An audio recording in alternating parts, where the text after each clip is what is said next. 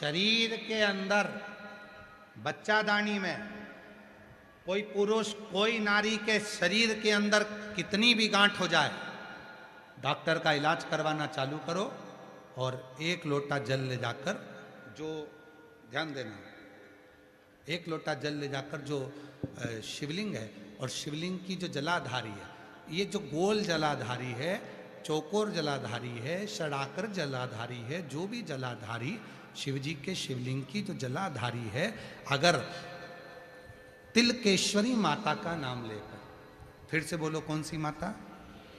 Tilkeshwari. Doctor ने कह दिया कि चेस्ट में गठाने, डॉक्टर ने कह दिया बच्चादानी में गठाने, डॉक्टर ने कह दिया शरीर में गठाने, कोई पुरुष कोई स्त्री के पूरे शरीर में कहीं पर भी गठाने, तिलकेश्वरी माता के नाम से इस जलाधारी पर यदि हम शीतल जल माँ जगतजननी जगदम्बा को तिलकेश्वर महादेव और तिलकेश्वरी महादेवी के नाम से जब चढ़ाना प्रारंभ करते हैं और उसी जल को सेवन करते हैं और वो गठान वाली जगह पर लगाना प्रारंभ करते हैं, 20 से 22 दिन लगेंगे, धीरे धीरे वो गठान गलते गलते गलते गलते शून्य पर आ जाए।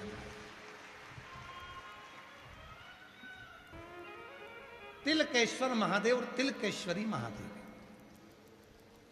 दो देवियों के नाम का स्मरण प्रत्येक घर में याद रखने वाला प्रसंग है। घर घर के बच्चों को याद रखना चाहिए। एक है अर्पणा और दूसरी है तिलकेश्वर। शरीर में कहीं गांठ हो गया, तिलकेश्वर। गठिया हो गया, थायराइड हो गया, सोराइसिस हो गया, महाराज केवल ये जो स्थान है, फिर ध्यान देना, पूर्ण जल नहीं चढ़ेगा, नहीं तो आप लोग पूर्ण जल की बात करें। आपको जो जल चढ़ाना है गठान के लिए भी, वो केवल जो ये आधा बिंदु है, चंद्र, आधा चंद्र जो माता का हस्त कमल है, जल को यहाँ नहीं लेके जाना है आपको, कलश को केवल इसी स्थान पर आपको घुमाना है। जब लोटा घुमाएंगे तो यहीं जल चढ़ाएंगे, इसी स्थान पर, केवल जलाधारी वाले। दिख तो रहा है ना सबको? जम के तो बोलो। एक शिवलिंग रखा है पीछे, लाओ जरा शिवलिंग लाओ। हाँ लाओ जरा।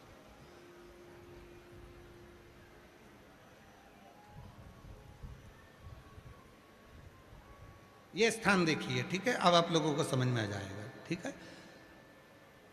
तिलकेश्वरी माता का जब नाम लेकर जो जल चढ़ाएंगे, तो जैसे ये अपना कलश है, कलश से जल चढ़ाएंगे तो यहां से चढ़ाएंगे और यहीं तक जाएगा, फिर जल चढ़ाकर यहीं से यहीं पर उस जल को समर्पित करते रहेंगे, तिलकेश्वरी माता का नाम लेकर, तिलकेश्वर महादेव का नाम लेकर, और नीचे कटोरी लगा कर रखें, उस जल को उसमें झेल कर लाएं और उस जल का सेवन करें। उसी तरह यदि थायराइड है, सोराइसिस है, या शरीर से जुड़ी हुई कोई भी तकलीफ अपने शरीर में आती है, तो दुर्वा, सप्त दुर्वा 7 स्थान पर ऐसे रख दें और उसी जल को फिर चढ़ाएं। उसी 7 दुर्वा को लेकर आ जाएं, एक एक दिन तक एक एक दुर्वा को खाना प्रारंभ करो, फिर थायराइड की जांच करवाओ।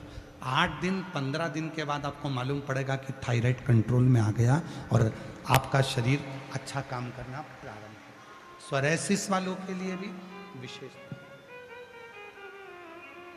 कौन सी देवी? जम के बोलो, तिलकेश्वरी माता। ध्यान दें, कभी कभी आप लोग जब पार्थिव शिवलिंग का पूजन करते हो ना, पार्थिव पूजन करते हो, तो पार्थिव शिवलिंग का जब पूजन करते हो तो कभी कभी काले तिल शिव जी को चढ़ाते हो। बोलो चढ़ाते हो कि नहीं चढ़ाते हो? चढ़ाते हो ना? क्यों चढ़ाते हो? हमारे शरीर में और हमारे घर के अंदर कोई रोग बड़ा यदि प्रवेश कर रहा है तो वो रोग प्रवेश ना, रोग प्रवेश। आजकल बहुत सारे लोग ऐसे हो गए कि जो काला तिल है वो ज्यादातर शिव जी की शिवपिंडी पर, शिवलिंग पर जाकर चढ़ाते हैं, पर शिव पुराण कहती है कि पार्थिव शिवलिंग जब बनाओ तो काला तिल जरूर चढ़ाओ। पार्थिव शिवलिंग, मंदिरों में जाकर काला तिल चढ़ाने की जरूरत नहीं है। मंदिर में तो अगर आप एक तिल की दाना, केवल एक काला तिल भी अगर समर्पित कर देते हो तो बहुत है। एक चावल का दाना भी समर्पित कर देते हो तो बहुत हो। पर जब पार्थिव पूजन कर रहे हो, पार्थिव शिवलिंग का निर्माण कर रहे हो, किसी रोग के लिए, बीमारी के लिए, कोई दुख के लिए, कोई तकलीफ के लिए, तो उसको हमारे जैसे शरीर में तिल की महत्वता होती है ना, सबके शरीर में तिल है। स्वयं भगवान देवादिदेव महादेव ने भी माता पार्वती को तिलकेश्वरी कहा है, क्योंकि उनके शरीर पर तिल का स्मरण करा। जो काली जो पत्तियां जल गई थी, वो जली हुई पत्ती जो चढ़ाई गई देविका ने जो चढ़ाई, उसके कारण पार्वती को तिलकेश्वरी कहा गया। और कितना महत्व है तिल का। पीठ पर अगर तिल होता है तो गुस्सा आता है, गालों पर यदि तिल होता है तो सुख समृद्धि देता है, हाथ पर अगर तिल देता है तो अन्नपूर्णा देता है, हथेली पर अगर तिल होता है तो हमको वैभव लक्ष्मी देता है, और महाराज पैरों पर अगर तिल होता है तो अटल लक्ष्मी का निवास देता है। कितना तिल का महत्व हमारे यहां कहा, कितना तिल।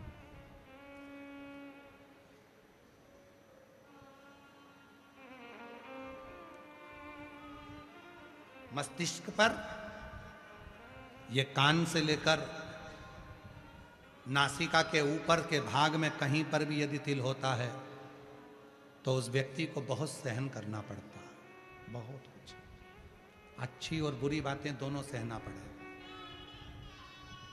बहुत कुछ सहना पड़े। तिलकेश्वरी माता का स्मरण शिव महापुराण की कथा वर्णन करती है। शिव जी स्वयं आनंद के साथ अर्पण और तिलकेश्वरी का